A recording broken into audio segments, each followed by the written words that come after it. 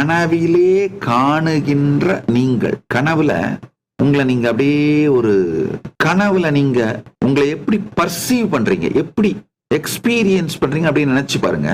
காணல் நீர் மாதிரி தான். இல்லைன்னு சொல்ல முடியாது, இருக்குன்னு சொல்ல முடியாது. கனவிலே நீங்கள் காணுகின்ற நீங்கள் காணல் நீர் போன்றது. கனவிலே நீங்க நீங்கன்னு யார பாக்குறீங்களோ அது காணல் நீ. கனவில் நீங்கள் அனுபவிக்கும் நீ காணல் நீ. இந்த நனவிலே நீங்கள் அனுபவிக்கின்ற நீ நிழல் நீ. நன்றாக புரிந்து கொள்ளுங்கள். இது காணல் நீரை விட சற்று நிஜமானது, ஆனால் நிஜமானது அல்ல. காணல் நீரை விட சற்று நிஜமானது. அதாவது காணல் நீரை விட நிழல் சற்றே நிஜமானது. காணல் நீர் முழுக்க பொய், அங்கு நீரே இல்லாது முழுக்க பொய். ஆனால் நிழல் நிஜம் இருப்பதனால் ஏற்படுகின்ற ஒன்று.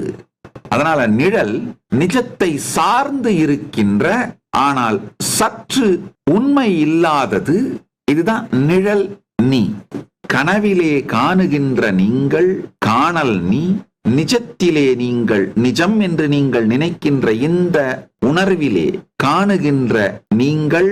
நீங்க இப்போ உங்களை நீங்க அனுபவிக்கிறீங்க இல்லையா, பர்சீவ் பண்றீங்க இல்லையா, ஃபீல் பண்றீங்க, எக்ஸ்பீரியன்ஸ் பண்றீங்க. அந்த நீங்கள் நிழல் நீ.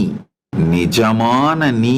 இந்த இரண்டு நீயும், காணல் நீயும் நிழல் நீயும் யாரிடமிருந்து வெளிப்படுகின்றதோ அதுதான் நிஜமான நீங்கள்.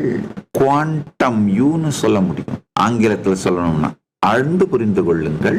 இந்த 28 நாள் சத்சங்கங்களிலும் நான் மரபு பாடம் கேட்டு சாஸ்திர பிரமாணங்களையும் சாஸ்திரத்தையும் மரபு பாடம் கேட்டு அந்த மரபு பாடம் சொல்லித் தரப்படும் பொழுது உபயோகப்படுத்துகின்ற சத் பாஷையிலே கேட்டு அனுபூதி அடைந்து அவிச்சின்ன குரு பரம்பரையான